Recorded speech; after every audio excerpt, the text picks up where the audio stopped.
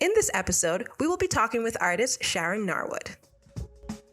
This is The Hidden Critique, where we discuss art, race, and higher education at the intersection of an MFA. I'm Marlon Tobias, pronouns he, him. And I'm Krystle Lemonias, pronouns she, her. Welcome to our show.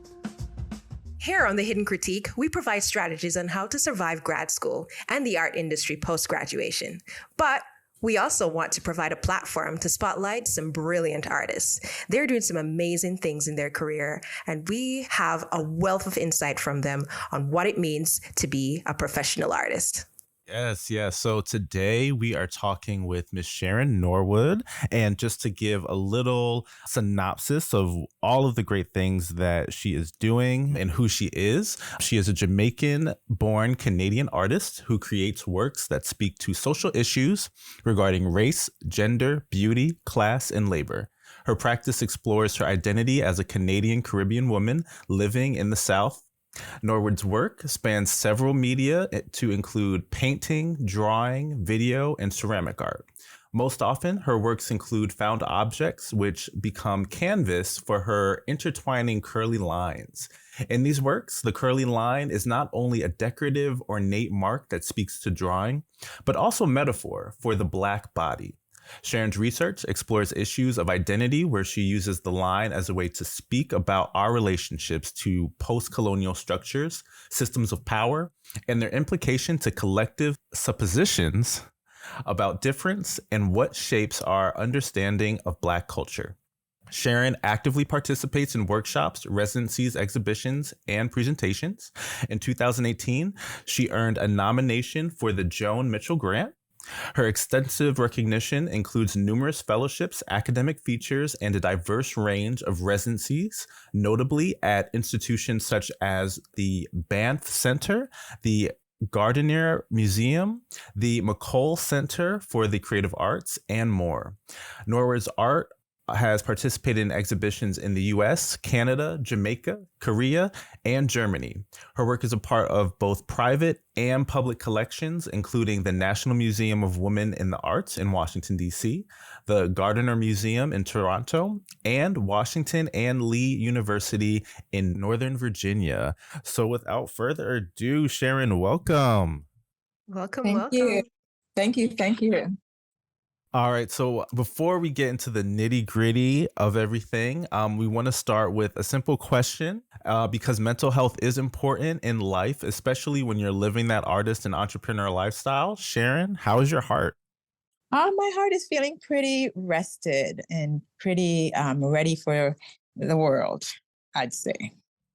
I love that because rest is also very important here at the Hidden Critique. That is something that we celebrate and that we require in our lifestyle. So I am so glad to hear that you are you feel that restfulness and that rejuvenation as we continue to go on this journey.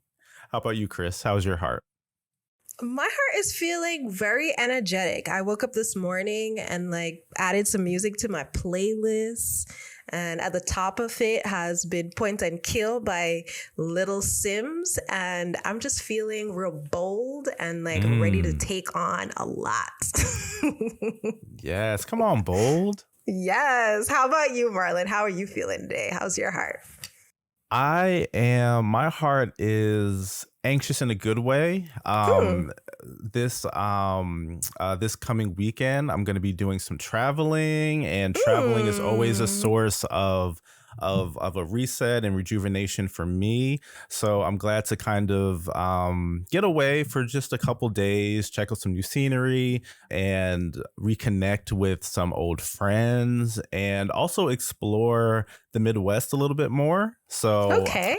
So that's going to be also fun as well. So yeah, I'm anxious to really get into my traveling mode. Love it.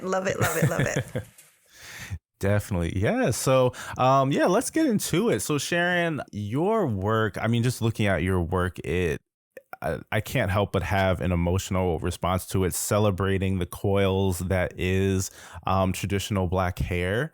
And I kind of want to know, how did you come to make this work that you make? Right. So I think I began exploring more pointed, like more directly, like after undergrad. But I think like in a lot of like my older undergrad work, and I was a painter, I was always like, thinking about identity or just like I figure now I think of my work as like, it's the way that I articulate like the different way that I navigate the world, right? So, I mean, a lot of those ideas that are in my work I think were always questions that I ask about or speak about in my own personal life. So in a way, like, with the line after undergrad, I started thinking about self-portraiture and what that meant, in terms of making. And I think in thinking about that and thinking about still life and those kinds of conversation, it just led me to thinking about lines. And I guess it all goes back to like also art, so it allows me a way to sort of not only talk about my own personal space of navigating, but also have for me to be able to engage in like this art history kind of vernacular, with that part of me. Yeah. I know. I think thinking about coils, thinking about how they refer to not only line weights in drawing, but then its references in a stroke in painting. I can see that relationship that you're describing. The mark, you can have this heavy conversation, but you can also have this like conversation like in art history about the mark, about the line, about the unique gesture, and how that comes to represent Black bodies, in sort of like this, when I think about Black bodies, we all have curly hair, right? So, and then think about this hair that's on top of your head that falls in space and disappears, but absent but present, like all of that becomes like this, a really sort of lush space to talk about race and identity and how you navigate, what happens when it's hair in the domestic space, what kind of conversation can you infer with that kind of direction or that kind of question? Yeah. And what does that mean for you in your practice now? Because I think I think initially when I saw your work, you were working a lot in ceramics, and so material wise, how are you expressing? Yeah. How are you working with materials? I think for me, really, I'm always working, so I'm always working. I work I use different materials, different times. Like if I'm traveling a lot, I might pick up my fiber. And so I might be using fiber, the material, because it's easier to pack and carry with me. So, works that exist in those kinds of spaces. Or if it's like, I'm having a broader conversation, like my most current work where I'm like looking at the Savannah gray bricks that I found in my yard. So I'm thinking that as a material and wondering why I'm, and asking questions, why am I interested in this object, and thinking about, how can I manifest it, like just really sort of like, engaging in like the history of the object and trying to see how I could figure out how I can articulate that into my practice. So that becomes like, a way that I'm choosing material, but the material I feel is like something that I'm encountering, or it's also choosing me. So, even the way I investigate the material is a way for me to articulate like my, my space in the world. Like, here are these hidden or visible artifacts, and how do I engage with this in this language of art and art history? And I think something else that I see very poignant in your practice is the themes of migration, immigration, and colonialism. The fabric and patterns and iconographies that you pull up and reference in your practice, heavily discusses this part of your identity, and as well as my identity as an individual of African descent, and by way of the Caribbean to Canada and now in the South. What does that mean for you in your practice now and your exploration in some of these materials that you just discussed? Yeah, I think I definitely like a lot of my materials are like sourced from found objects or things that I discover that make sense or that causes me to question. And so, being here in Savannah, there's a lot of stuff like that. And I think in particular, I grew up in Jamaica, but then I grew up in Canada, which has a different landscape. So I feel like when things come up in my landscape, I'm like hyper aware of it. And so then I begin to question like it maybe in a more sort of like, I don't know more, but I definitely begin to question it in a very sort of intense kind of way. So I think Savannah in particular, because, I'm not even 2 miles from the nearest port where where a large body of African Americans came into the U.S. This site is definitely like, there's like so much material or so much evidence here that it just makes its way into my work in this like undeniable way kind of thing. So the bricks were one of them that I found in my yard, literally just by cleaning up my home, just like trying to put a garden in my yard, finding this artifact and then learning more about this artifact. And then also, then becoming, learning or walking through the city, just seeing more of those kinds of questions, and of course, I mean, I think in terms of like, I think a lot of the things I talk about resonate, but it's not necessarily something that I choose. I think it's just living in contemporary life, as a person of color. These are things that I think we all kind of experience, right?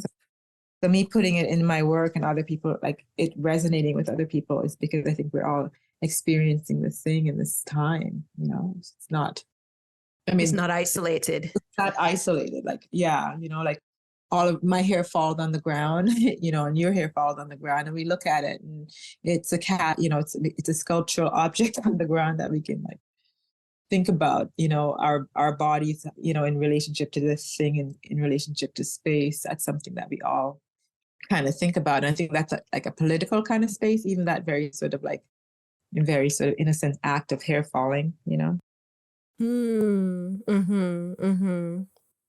Yes. And, to pivot a little bit, Marlon, did you want to say something? All right. Well, yeah. I actually did have a question. Your work, Sharon, has a very antebellum aesthetic a little bit. So I would love to hear you talk about that choice of style that you use, whether it's intentional or is it just also kind of like a form of osmosis and you absorbing your surroundings that pours into your work? Yeah, I feel like in terms of like style or things that you're interested in, like I know that I'm definitely like there's certain specific choices that I make, like I said, together forms this like specific aesthetic. And like I think about like even the aesthetic that I adopt and like I kind of question like our collective understanding of this kind of aesthetic. So when I'm thinking about, okay, I want to make something like look beautiful, right? Or something like that. I think about, okay, well, what is our collective understanding of beauty? Like what kind of thing that do we kind of like think about when we think about that? And so then I'll curate those things into my work to sort of like very intentionally. So then I can question that space. So I think like when you're saying, okay, like some of the things that I'm inspired by, for instance, is like that there's a painting that Fragonard does. It's called The Swing, right? It's a very specific space that's very ornate and it's considered very beautiful. And maybe it's like the Rococo sensibility, like when we think about what's beautiful, this fantastical kind of like landscape that we kind of collectively agree in a way that when it's presented, we all say, oh, that's beautiful, right? So I try to sort of curate maybe that kind of sensibility in my work when I'm trying to make that specific conversation. So that might be like where you're saying, okay, your work is referencing antebellum. So maybe that's those ideas. Maybe that's perhaps where those ideas are formed, like when we think about, because I always think about like these spaces, right? And also how we're also implicated in kind of maintaining these spaces. So like in the same sense that we consider, oh, this thing is beautiful. It's like, okay, well, why is it that we have this collective understanding of this beauty thing, right? So that's kind of some of the things that I try to sort of like layer into my work. So when you reading it and people are like, oh yeah, ooh, this pretty thing. And then you see this, the Black body in the space, right? Like, it's meant to like disrupt our comfort or our understanding of like, why it is we're attracted to this space, and also why it is we are uncomfortable with like this juxtaposition of these two. So that's what I'm hoping to do in my whole work. So maybe perhaps that's where the aesthetic kind of like comes from. Got it. And to shift our discussion a little bit and, ask a little bit more around the structure of the practicality of your studio practice. I'm curious, what does a regular work week look like for you in the studio? What are the regular work week? Maybe a regular work week.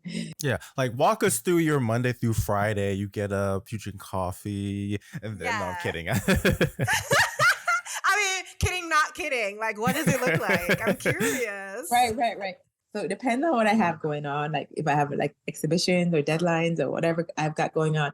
But normally, like when I'm at my best, I'm at the studio at like say by 8:30, but not maybe 9. I'm at the studio. Are you a morning person or a night owl? Sometimes I am. Depends on what's been happening in my practice. Sometimes I'm night. Sometimes I'll stay in the studio and I'll like order into the studio and I'll work, straight through if I'm working on something or, if I'm excited. Yeah, if I'm working on something and I've got deadlines coming up and I'm like, okay, I got to finish this. So I'm here a lot. Or, like I haven't, since I got back from, I think I was in Toronto traveling a lot, and then I had a couple of artists talk like other places. I've been back to in town now for about 4 days, maybe 5 days. But I, at the same time, I've been like working remotely because I had to do like email and like a lot of admin stuff. So I've been doing like a lot of that, and I haven't been in the studio. So I've got to like come back and like clean and put things away. And now that I'm here, I'm like excited about like, okay, I need to like bring some of the stuff from the house and continue working on certain things. And then, there's always like 20 to do. So I've got to like, I think, get back to a bunch of folks about some stuff. And there's just always so much to do, I tell you. Like, and if I start talking, I'm going to get all kind of anxiety. So, I'm in between now, like negotiating, like trying to get help so that I can free myself up so that when I come to the studio, I can actually look at my work and do what I used to do in grad school, which is just like make work and not have to like do any of the admin stuff and the business stuff and get back to people about stuff and all of that, negotiate shipping and negotiate, drop off. And, is this work coming back? Has it come back? Who do I need to contact regarding that? Just like the business of art. Wow. See, this is not a discussion that we have too much of in grad school, like the amount of admin behind actual production. Like you make, but then you get all these opportunities and things are out in the world. They have to find its way there. It has to find its way back. If you've got like more than one exhibition coming up, then you got to know, available. And then even like I make so much work. So sometimes I'll have like, 20 works going into one exhibition, and they all want names and titles and dates and all that kind of stuff. And it's like, it's like crazy. It really can. And then I'm always telling folks, oh, I'm trying. Okay. And then most of the times I feel like completely incompetent, like, oh my God, these people are not going to want to work with me again because like, I'm taking so long to get them what they need. And I'm really, thank you so much for sharing that, because I know that in a lot of ways, in a lot of cases, especially if you're an artist of color, where we're trying to really make more space for us in the art industry, we can kind of run into imposter syndrome and have that feeling of a little bit of incompetence. And because to be an artist, to be an entrepreneur, you do have to hold a lot. You're not just to be an artist is not just making, right? We don't live in that world anymore where we get, that's the beauty. And but I feel too that every artist is different, because I definitely don't think I'm doing it right. Like in terms of planning my projects and like, like really being like more intentional, like I think when we all go through, for me anyway, grad school was about making and trying to make great work. And it still is about that. But then, if you want to make your practice sustainable, you have to like definitely, acquire other skills that can make that happen. And I would actually not accept that you are not doing it right. I don't accept it. I don't accept it because your CV tells a different story. Your CV shows, a plethora of production of work and ideas and opportunities that has either come to you by just sharing your work, or opportunities that you have sought out. So that is actively giving a different story. And so I want to just take a moment to applaud you for the work that you've done admin wise, just, building that muscle on your own and not really necessarily having a lot of guidance to it. We're all making it up as we go along, and why we're having this discussion, because, this is how we share and see how well we are doing it. If there's parts that we can improve, because improvement there's always room for that. But you're doing all right, girl. You're doing good. Thank you. I tell We you. give you your flowers. Yes. And thanks for inviting me to this, to share my experience. I really, that's, wonderful. Thank you. Of course. And so a little bit thinking about how you've modeled your practice. I know you mentioned in grad school it was all about making, but were there any professional artists, whether in school or out of school, that you build relationships with, or even just watch from afar, that has helped you to mold what your art studio work and production style of, the process of making and the managing of getting opportunities or so forth? Are you being molded, or do you feel like you've molded yourself from another artist? Yeah, like a mentor. I don't know if I have any I think I do provide a lot of mentorship opportunities, but for myself, I don't have any anybody that I can think. I hope I haven't forgotten anybody. Good Lord. Anyway, there definitely has been people that have stepped up and supported me and given me opportunities to present my work and stuff like that, which is really thing. But I think I've just always, first, I've just been very strategic going back to school, and, going back at, a later age, and, knowing specifically that I wanted to do art, I was really just really present, I think. And I don't know, but I don't think I have, because I'm always trying to negotiate, figuring stuff out, and learning about, there's absolutely no way that I can get everything done, Sharon, even if you did it 24, even if you were on it 24 hours, learning that I can get help. And quite honestly, when I first started talking to my peers about, hey, I'm getting really overwhelmed. I don't know how to do this and to do that. I didn't get very much help from them. They were just saying, oh, must be nice, right? So then I was like, okay. Interesting. I can't, I really need some real useful strategies, and how to negotiate, all of these opportunities that I'm doing, I do that, how do I go from grad school learning how to pack my work, and I do ceramics, so it's a lot of work. I'm packing, and getting estimates for and shipping, and all of that stuff, and doing it myself, even finding boxes, how do I, and couldn't get, and I think I was talking to somebody, I think it was Ayana, I was talking, and she's like, oh yeah, a lot of folks get help, and I was like, really, help?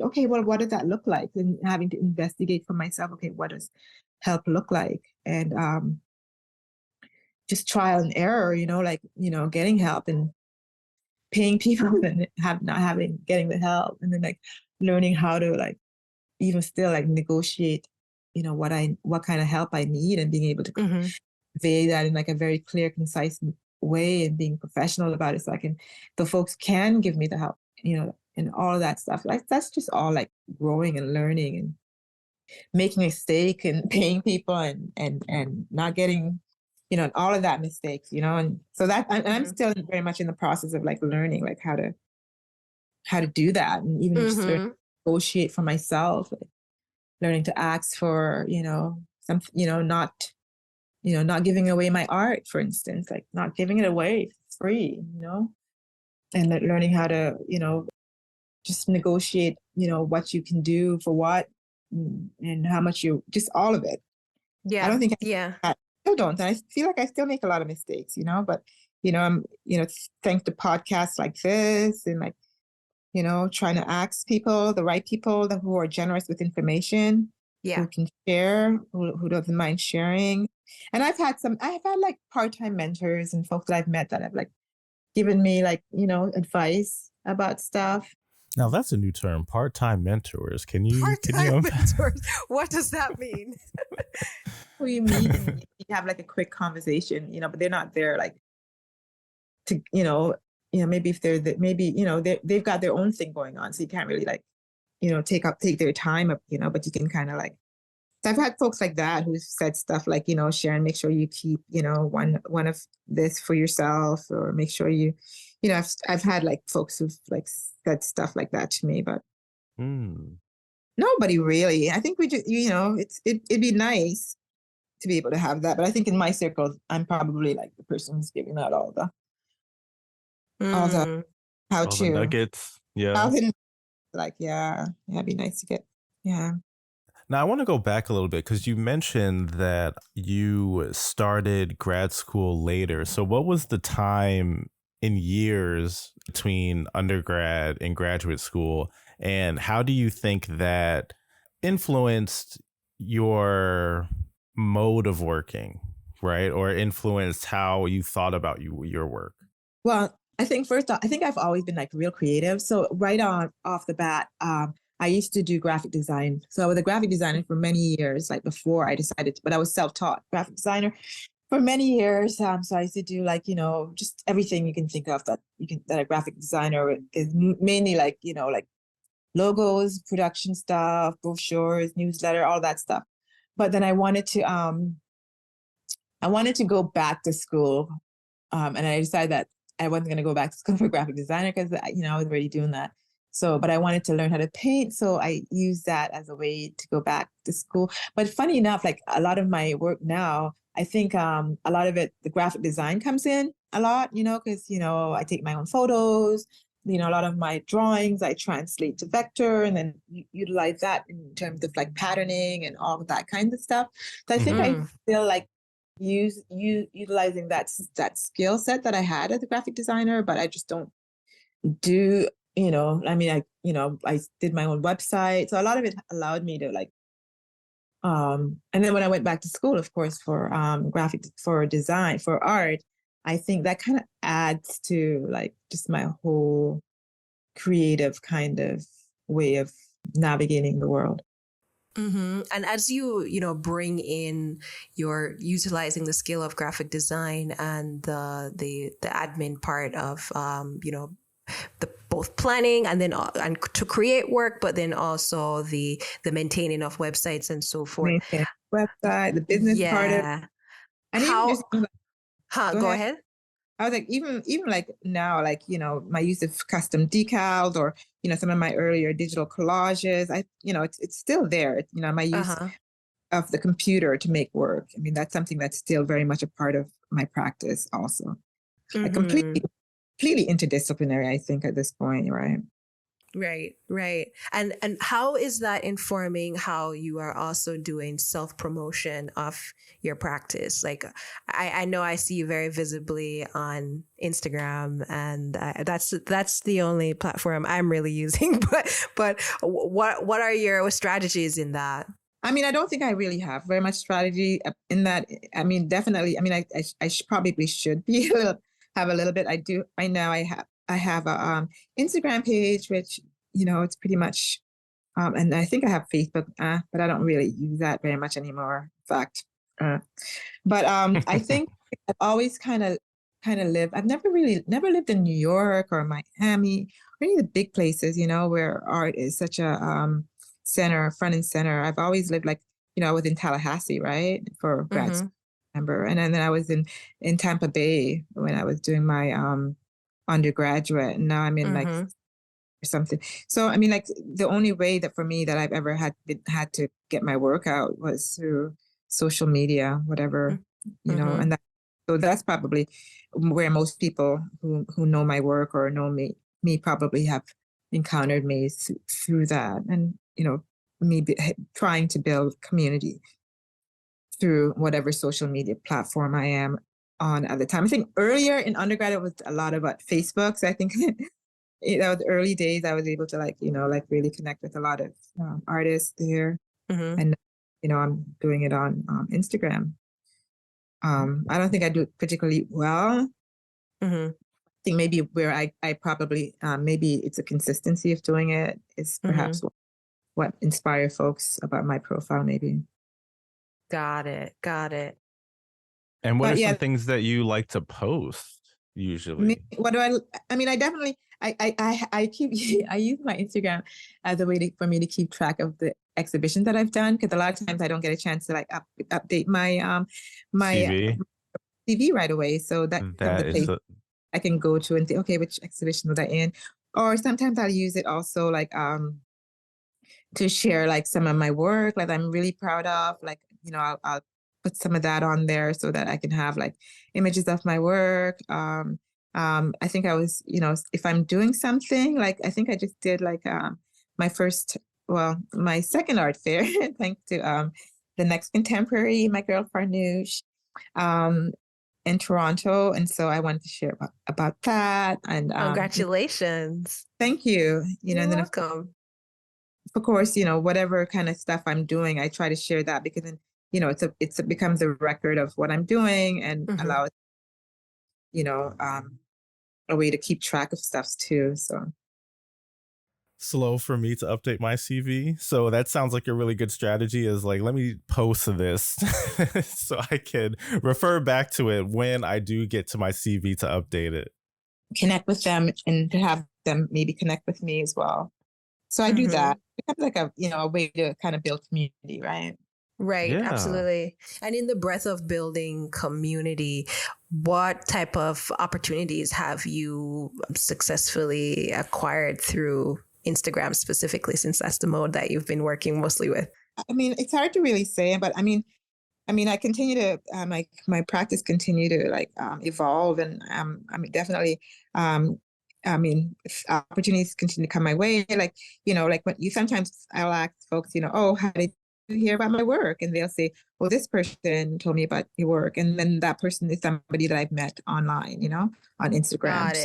So opportunities will come my way through that, through relationships, or maybe folks will see my work and, maybe curators will see my work. And if my work is speaks to their, their creative research or their, that might be something that they may connect with me to say, hey, are you interested in this exhibition? Or, stuff like that is how I've gotten, or, it's folks who like my work. And so then they may have opportunities that come up and they say, oh, wow, I'd love to meet Sharon. I'd love for her to come talk to my class, or I'd love for her to come do this or that. And so, yeah, that's how I can't imagine not having a social media presence and trying to connect with folks. Right. It definitely, at least for me as well, it has really upped the game on what's possible for us as individuals moving through small spaces. Right, Marlon? How did you, honestly, Marlon, I mean, I know that when you connected with me, actually, we were kind of different, but I think social media also helped us maintain a relationship, didn't it? Even after the initial. Yeah, I would agree. So how I got introduced to Sharon was actually first through Chris. Chris told me that when we were in grad school, she did a studio visit, a virtual studio visit with you. I know say you don't remember me, but I did have a virtual studio visit with you sometime back. And I me tell Marlon about you. Cool. And I probably yeah, cool. So then I followed you, and then as time went on and I graduated, Chris and I both graduated from grad school, I got involved with a nonprofit that was doing a exhibition that geared toward target and bring spotlight to local and regional Black artists and artists of color in the area. And I took that as a really great opportunity to reach out to you and and see if you wanted to be a part of the show. And from there, from that introduction, it kind of blossomed into a really great friendship and collaboration that I'm really, really grateful for today. That was really funny, Marlon. That was really funny encounter. But we'll have to talk. We'll have to tell that story one day over. That's pretty cool. That's pretty cool. Yeah. I mean, however, it It didn't was happen very though. organic, Yeah. I would say, on my end. And how, yeah, it was organic. And how I even got connected to your work, Sharon. A faculty in my grad program actually showed me your Instagram. Was that John Byrne? Yeah. It was. And yeah. I'm a big fan of his work. I think they still have a piece of my work still there. One of my student pieces, one of my flock pieces, I think they still have. I should make my way down there and I can like hijack it back. Yeah, that was a really fun class that I had with them. I think I still use some of the processes that I learned in his class in my work. Like so conceptual, you know? That's good. That's awesome. That's good. That's awesome. Yeah. So that's very interesting how Instagram actually connected us by way and developed, because it's not a lot of individuals I find, well, outside of the art space that are really developing meaningful relationships outside of. I definitely feel like some folks use it as a numbers game and it's a very weird thing. And so, you know, for me, I find I get a lot more success if I try to have like folks that are engaging in my material and I'm engaging in their material. And so that way I'm familiar with their work. So when things come on my feed, I'll share it, you know, I'll share like, you know, I get a lot of, sometimes when I'm not doing it, when I'm on the residency, you know, a gig, a trip, you know, I'll get a lot of those. And so I'll share those so that other people can see those, you know. Yeah. And just to engage with other artists. I mean, to me, that's like amazing. I just love it. Yes, absolutely. And you have really, as an individual that is, you know, not really built any, you have specific relationship with galleries, but I know you're not represented. And so I'm really fascinated as how have you maintained and built relationships with institutions to keep this thing going? Tell me what you're doing. What you're doing. It's so funny because I was thinking the other day, I was like, wow, it's really crazy. You know, a lot of my artist friends, they all have like these top galleries and I don't, but I'm still working, right? So I think it still work. You can work without having like huge gallery representation and stuff like that. And definitely, I'm thinking to myself that it's good for me to learn these skills about how to manage my own business so that, you know, at any point, even when I do have those opportunities, that I can still like keep track of my stuff, because, you know, there's a lot involved. And I don't think any one gallery can do it all, you know, and if they are doing it all for you, I think at some point, you know, once the market is saturated with you, then, you know, if they want to increase their profit margin, they're going to have to like, you know, take somebody else on as well. So I feel like it's right. I think it's really important for you like to know. So I've just been like, you know, I don't know how I've been trying to like, you know, talk to my artist friends and like, you know, them, you know, trying to advocate for my practice, you know, trying to make goals for myself in terms of what I want, you know, I see holes where I don't think I'm doing well. So I try to like do better. What are some of those gaps that you are finding that, if you care to share, that you feel that you can improve on? I think I can improve on my administrative stuff, like really try and figure a way to like get that stuff done, like, and out of the way right away. So I think that's part that I need to do. And then also maybe that'll free me up to do like some of the other bigger things like writing and more researching stuff. Finding a way to be able to navigate that might be something I'd like to do. And then also looking at my practice like in a more of a macro way to say, okay, well, where do I want it to go? What kind of things do I want to set up, you know, and be able to like do that so that I can like maybe have a period of making and a period of exhibiting, like just trying to navigate all of that kind of stuff. Like building in seasons of what needs to be done at a period of time. Okay, that you're not kind of like a chicken without a head type of way. Yeah, like just running, like right now, Gotcha. like a big body of work. So, do I like close the door to everybody for the next 3 months and say, okay, I'm not gonna be entertaining any of this. I'm just gonna be in a period of making state. Like I'm not quite there yet. I'm still at the phase where everything is happening all at once. Yeah, it sounds like you're in a bit of a transition. I'm not trying to put, be too therapy like, but it feels like just from what you're describing, it seems like you're a bit in a transition where you're like trying to decide like how to not just survive, but how to like thrive. You think of like the Maslow hierarchy of needs. Yeah, you're like moving from another space to the next tier. I mean, like, you know what, Sharon, you deserve the soft life. You need to get into the soft life kind of thing. It's really working like really hard and stuff, but you need to like figure out a way to like really kind of like really enjoy your life too, So it's always running and doing all this stuff, crazy stuff. I'm here for the soft life. Have our ancestors worked hard enough for us? I think exactly so. Right. And it's so funny because those are the things I think about with the Savannah Gray bricks, right? I think about labor, right? And I think about how we value labor and like, and who gets, what happens to the fruits of our labor too, and all of that stuff, so. Absolutely. And as you make some of these decisions, what is the role of critiques? Like, how have you, specifically thinking about grad school in the past, and then we'll kind of move forward. How have you navigated discussing the cultural elements of your work with faculty then, and what did support look like for you then to be encouraged in what you were trying to do, and even supported and given resources to even communicate it better? Well, I think now I've been out of grad school for 5 years now. But I think 2018, I think.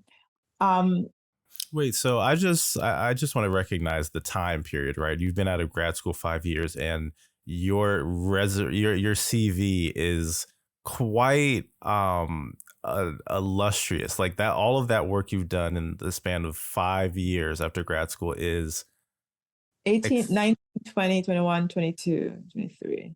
Yeah. 19, 20, 21, 20. Yeah, 23. 5 years, yeah. That is amazing. I just want to note that. But yeah, you were saying as far as critiques.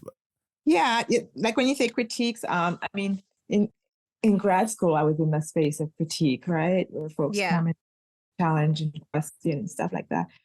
Since grad school, I don't think I necessarily like get that same type of critique. I mean, I do have folks that know my work, and sometimes I make stuff and I'm like, I don't know, this is whatever, or now I'm starting to learn to be confident in my voice and just make it whatever. People may like it or not like it. Like, most of my work go together, and I'm still like learning like to articulate my language, but I'm trying not to be so hard on myself, because I find like a lot of stuff like I threw out of as not being great ideas. I see, I'll see those same ideas existing in other spaces and stuff like that, and other kind of things that I see. So now I'm just like trying to like just learn to trust my voice, and if I'm interested in talking about it, then I talk about it, and the critique part will happen, and some of the work will resonate with some folks and some of it won't. But I think I necessarily spend a lot of time like I did in graduate school. I think for critique, I don't spend very much time there, because I'm like, thinking about the work in like a different kind of way. I'm not really thinking about, in graduate school, it was like, there was a lot of experimentation. And so like, hearing all those voices was like really important. But now it's like I feel like I know how to question, and I do. There are times that I will invite folks over and say, did this speak to you? What do you think of this? So that happens from time to time. Mm-hmm.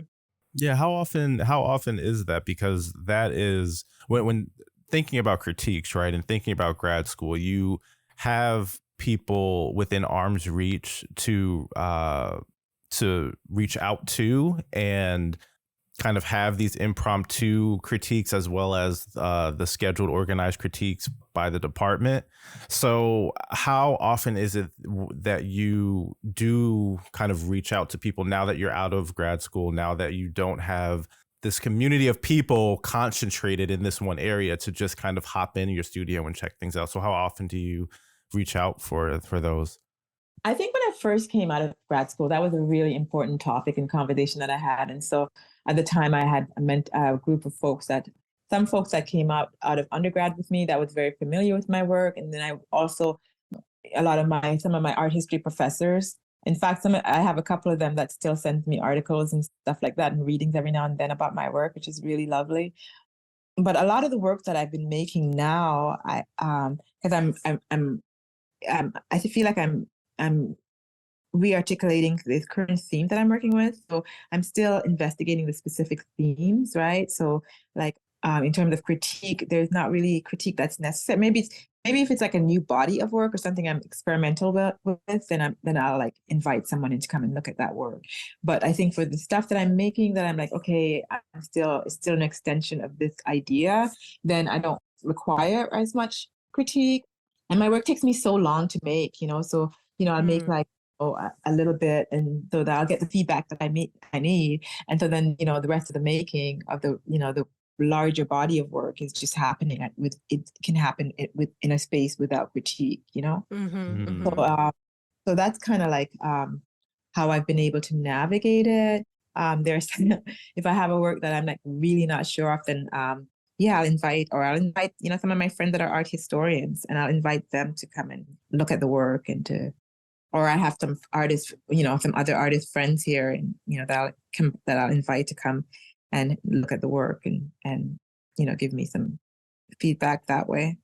I love that I find too. it very fascinating. Sorry, Marlon. I was just saying that it was fascinating. You're not the first person that has said that they are looking to non-makers initially before they bring in artists. And I actually love that strategy for myself as well when I need, a different set of eyes to look at something to see if it's landing how I want it to land. So that's really cool.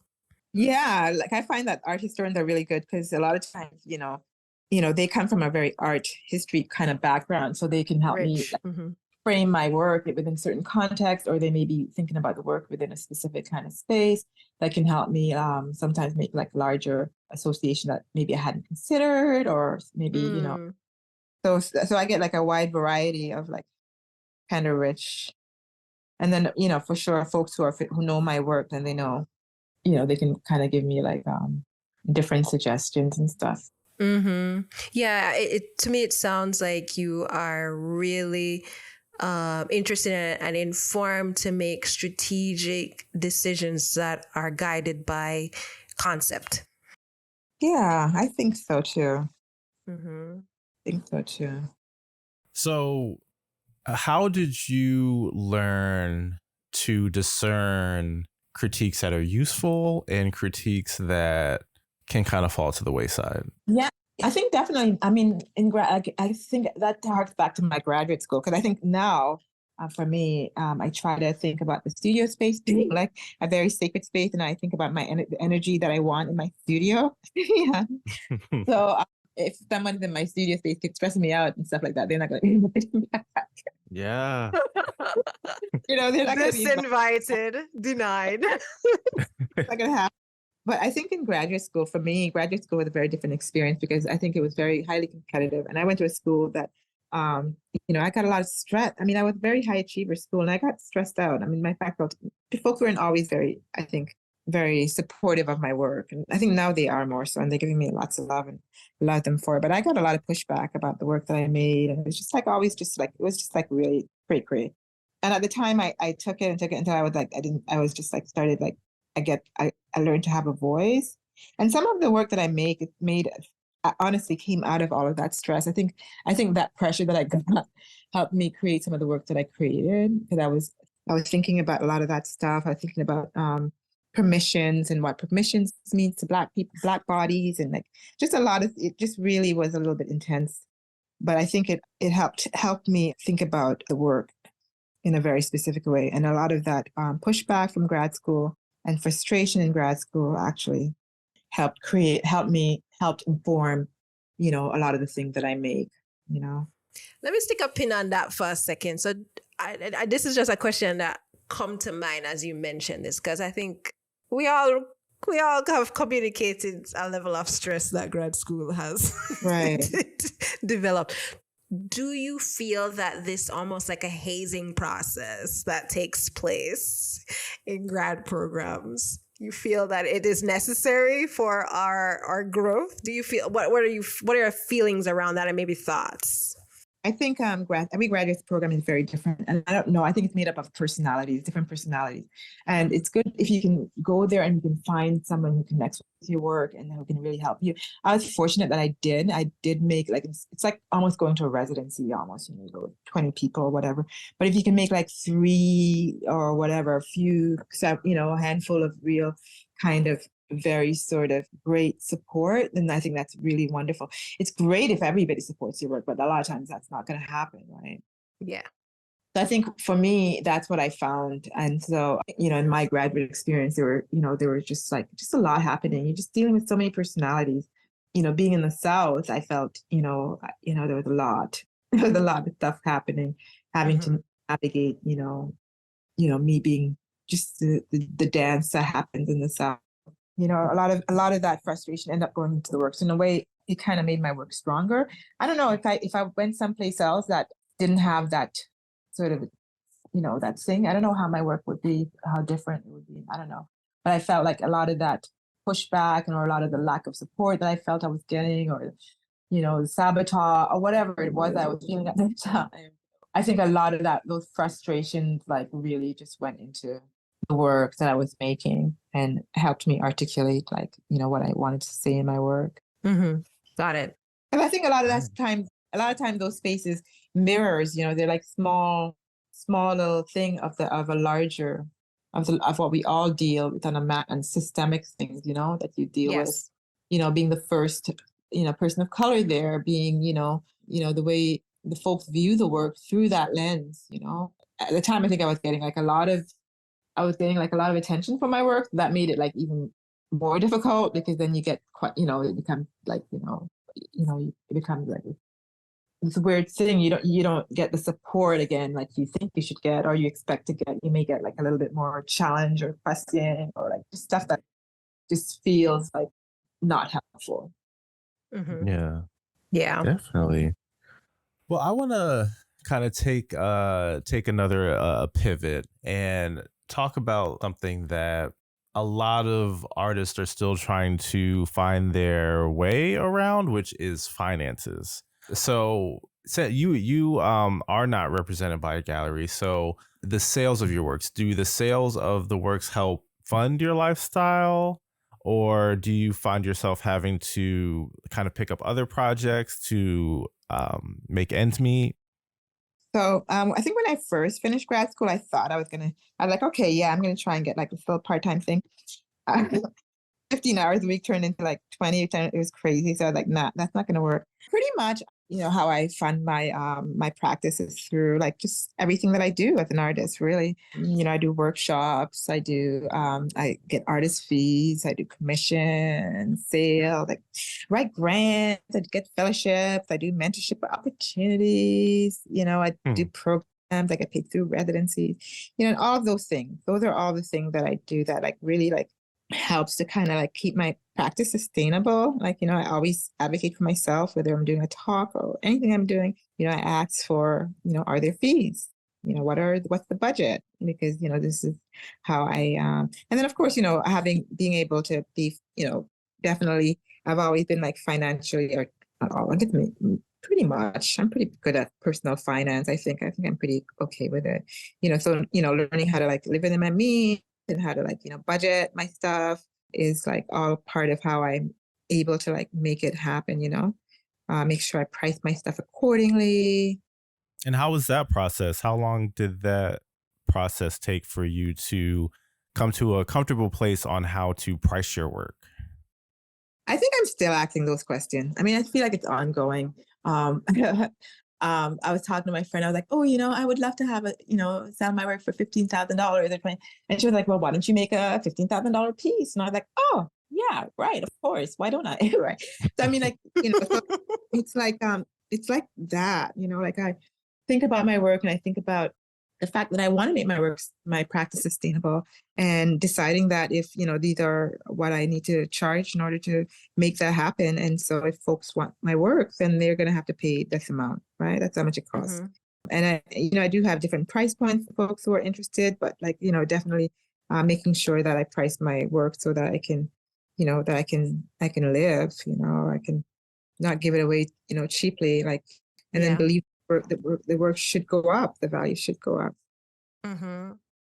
That is quite a balance. Yeah. Yeah. And it seems as if, really finding the words and the ways of asking those questions and having conversations with individuals has been a great resource for you to really make that balance, because you are one of many artists that are trying to make it in the world and make a living from creating your work. And so for you to, whether find a niche where, you have different price points and strategies as to how to keep that going, that's something special. And I tell you, when I first started, I started selling my work from forever. I used to, when I used to do my residencies, that used to be a way that I would fund my residency. That I would, get a residency, and then I would do fundraising, create something, and I would make it available on my Instagram, as a matter of fact. And I would sell stuff, like that. That's how I first started selling some of my work. I haven't done anything like that in a while. I'm just so busy, but, just learning. I feel like selling your work is like, you just have to start selling it. You just got to put a price on it and put it out there, and you can start selling. Yeah. Yeah. That's good advice. Just do it. Do it. People, you learn something. You learn either they like that or they don't like that. Or exactly. And then, working as an individual that is self-employed, essentially, what does healthcare needs look like for you in terms of affordability? Because we all know that's like one of our biggest expenses outside of rent or mortgage, whatever that looks like in terms of living. How are you able to manage that? I'm covered. I'm fortunate that I'm covered in like probably over coverage, because I'm like, I'm Canadian, which means that I'm covered. But I'm also, my husband, I'm also on his plan. And I think before that, I think I was paying like a plan. But yeah, I do have health insurance. I don't think our health insurance is that great. But I think to myself that if I ever got like real sick, maybe I can just go home, go back to Canada and hang out.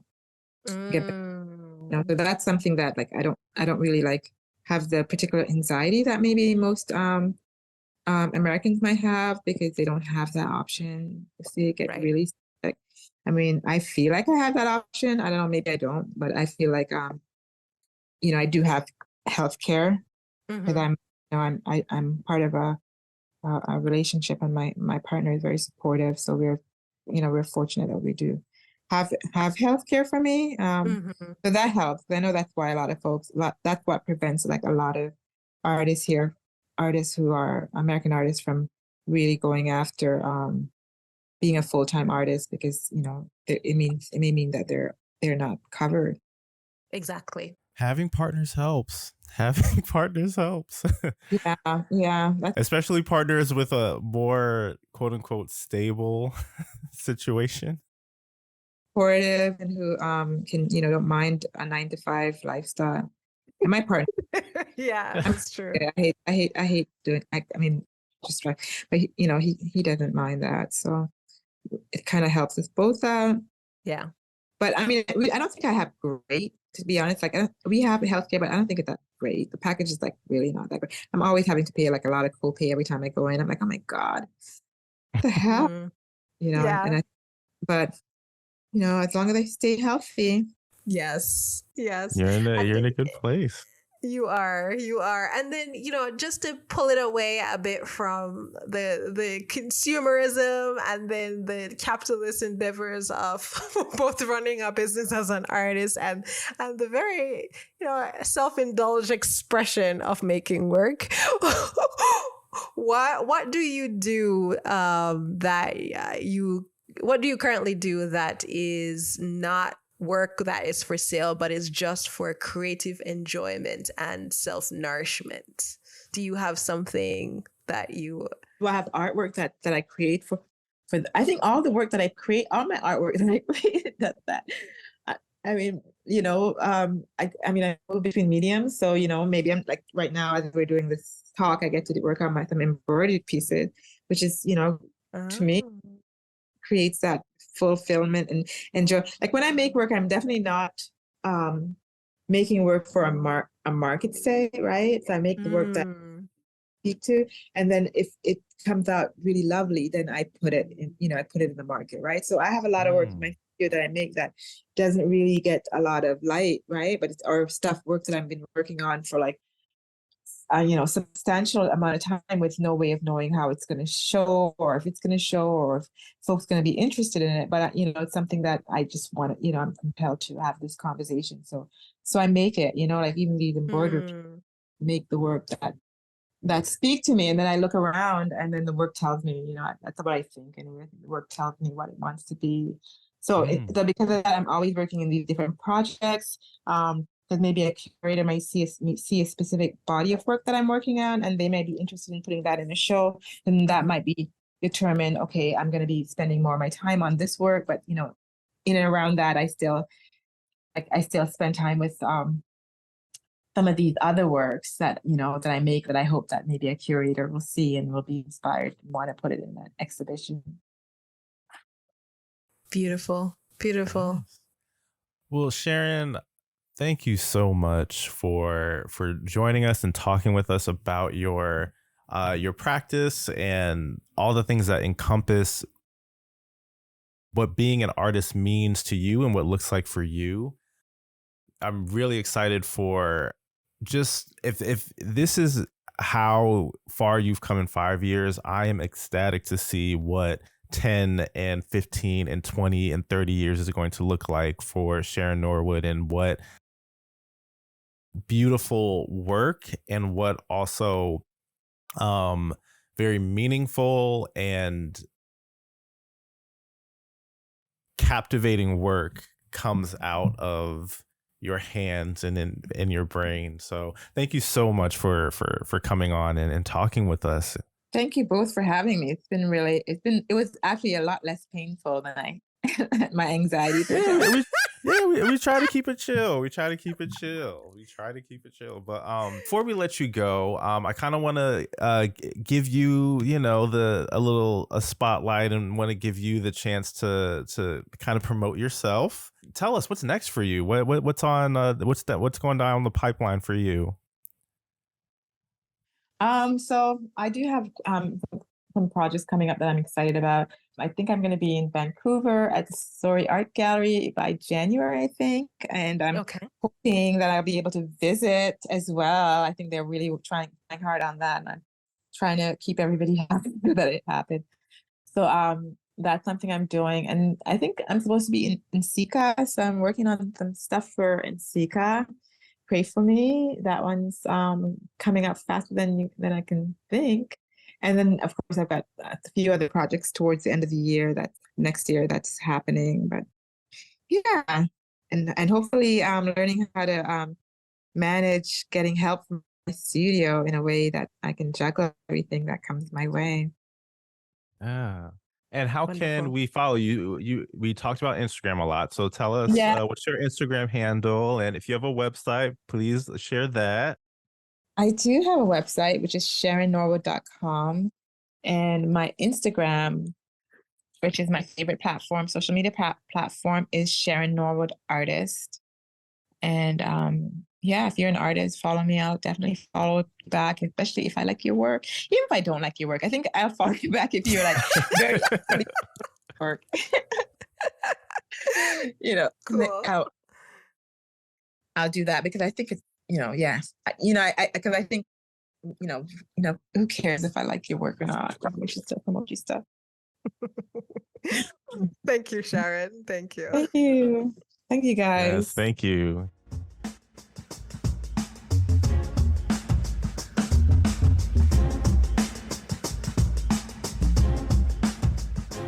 Thank you for listening to our episode.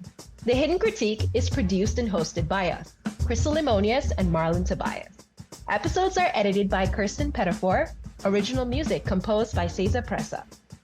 If you like the show, you can review and rate this podcast via Spotify or Apple Podcasts. You can also like, subscribe, and comment on our YouTube page.